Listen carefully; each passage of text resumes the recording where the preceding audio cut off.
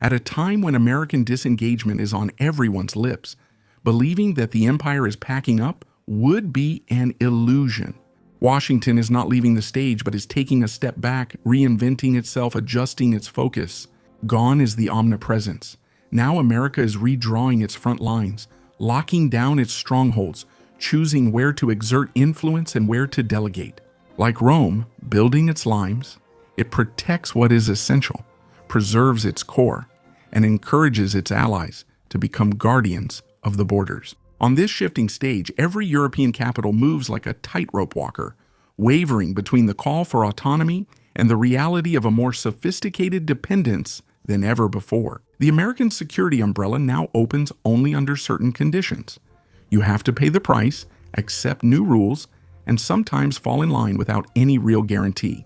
The military awakening of Berlin and Warsaw, the stubborn solitude of Paris, the resurgence of national reflexes, European unity is cracking under the pressure of this new strategic reality, as much as under the now veiled iron hand of Washington. Because while the United States appears more distant than ever, they have never been so active in the art of reshaping the European security landscape to their advantage. Behind the talk of European emancipation, it is often a reinvented dependence. The illusion of autonomy masks a more selective but no less pervasive American influence. It is this tension between the quest for independence and the subtle grip of the United States that we will look at today. Since 1945, the United States has taken on the role of global policeman, from Tokyo to Berlin, implementing a comprehensive containment strategy against the USSR. Then, against any threat to their hegemony, mainly the continental powers of the heartland, and those of the rimland, who naturally push toward the seas and therefore threaten American thalassocracy. But the state is changing. Tired of having to pay to protect increasingly turbulent peripheries, the strategists in Washington have rediscovered an old Roman principle. It's better to focus on defending one's vital lines and let the barbarians form a buffer zone and settle their own affairs. This pivot became more pronounced under Trump.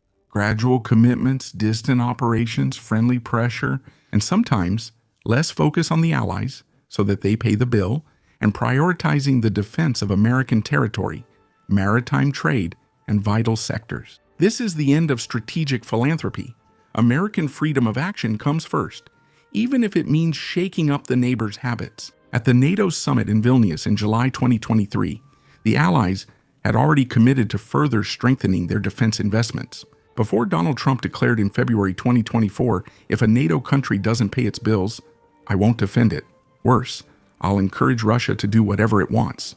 It is in this context that the national security strategy, reviewed with each administration, takes on its full meaning. The NSS, which you can actually find online, pushes this logic to the limit.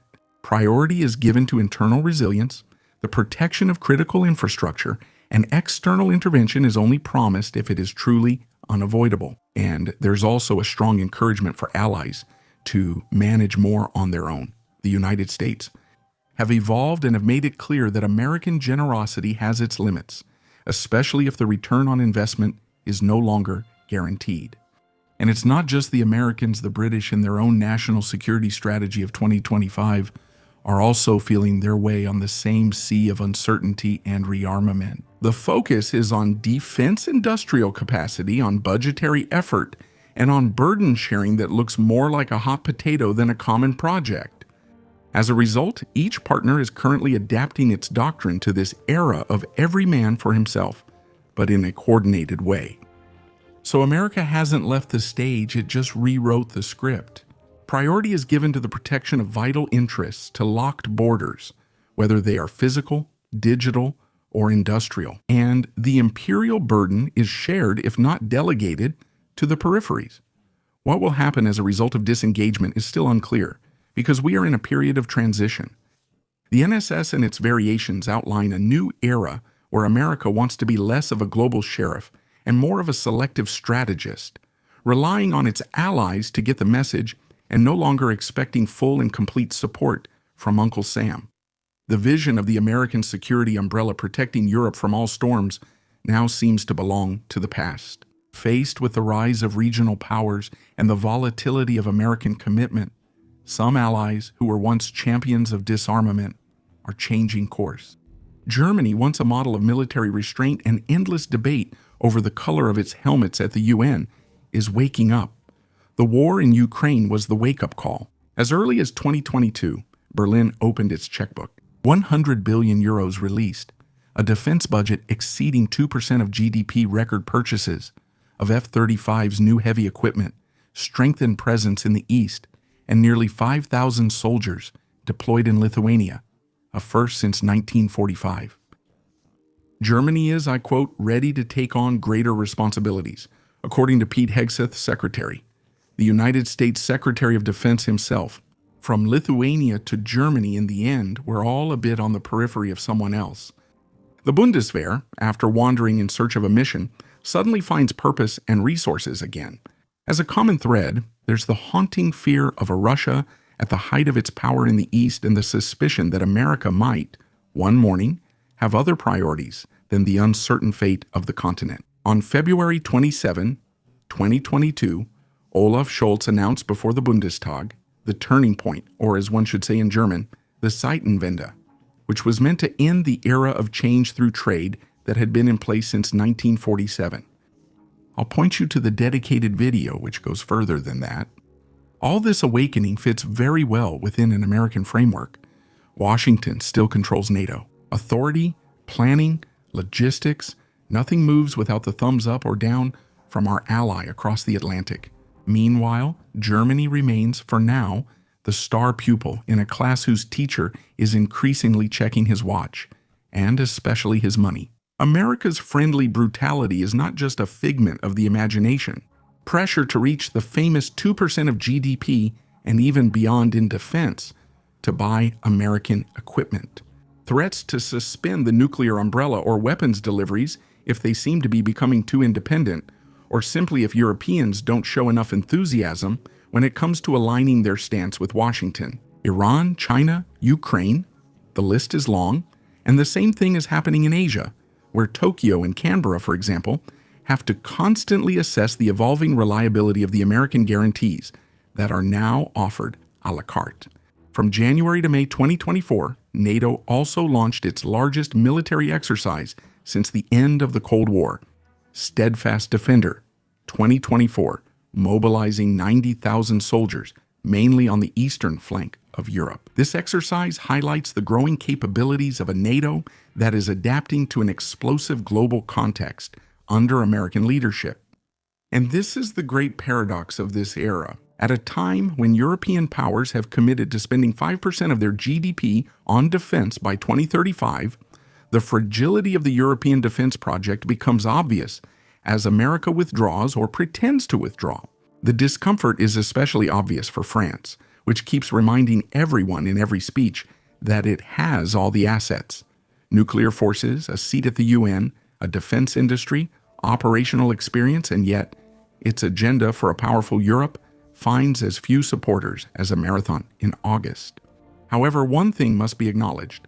Under President Macron, the French attempt to unite the Europeans has continued, but it has never generated much enthusiasm. The European Intervention Initiative, or IEI, launched by Emmanuel Macron in 2017, only brought together a handful of states.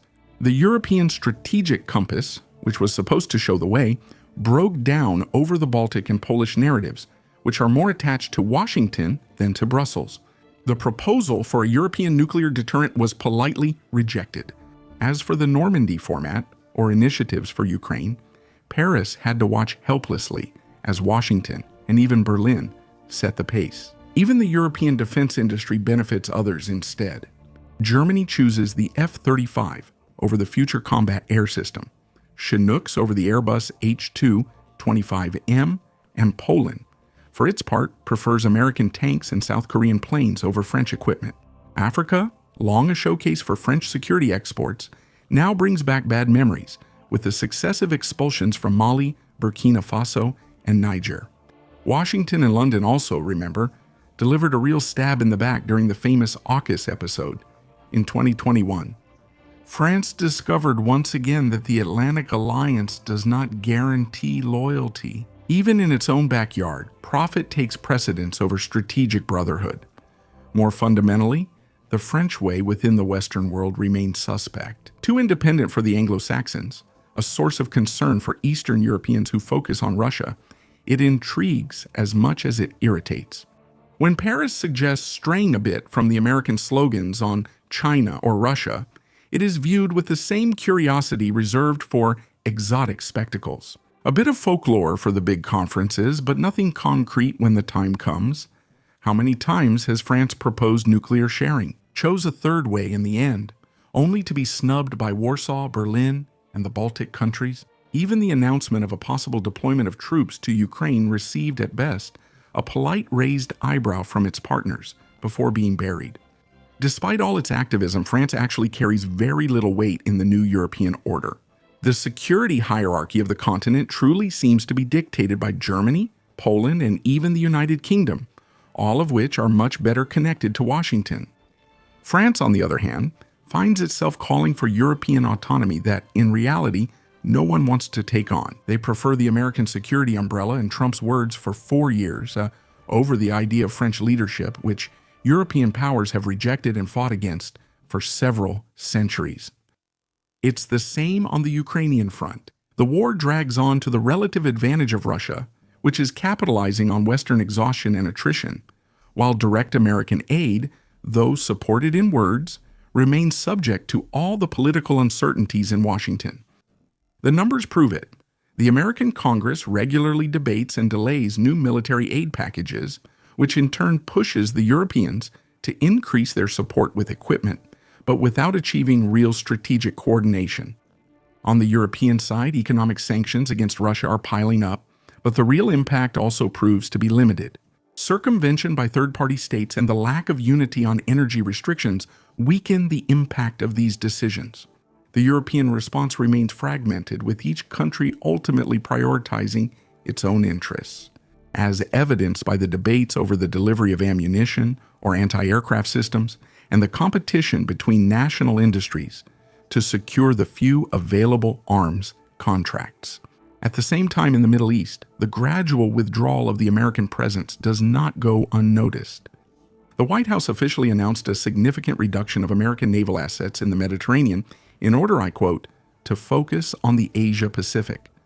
This strategic window has been seized by all regional powers in an explosive context that we regularly cover on the channel. Against this backdrop of international upheaval, the military rise of Germany, now deployed in Lithuania, and Poland's buying frenzy highlight a reality.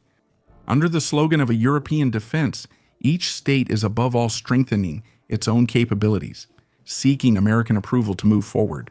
Thus, despite public statements of unity, the national reflex largely prevails.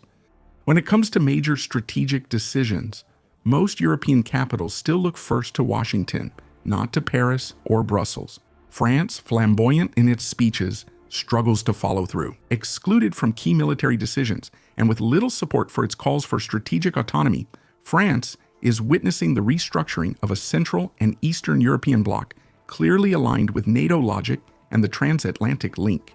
Ultimately, in the absence of unity, loyalty to the American ally always takes precedence whenever continental security is at stake. And Europe, despite its rhetoric, continues to act much more as a collection of nations than as a collective power. And this, no matter who occupies the White House.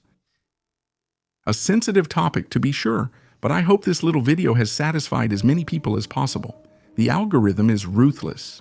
So to support our work, give a like if you enjoyed this video, and I now invite you to interact in the comments to share your thoughts. And why not even go further, because I've only covered a fifth here. Share this video to sound smart at parties.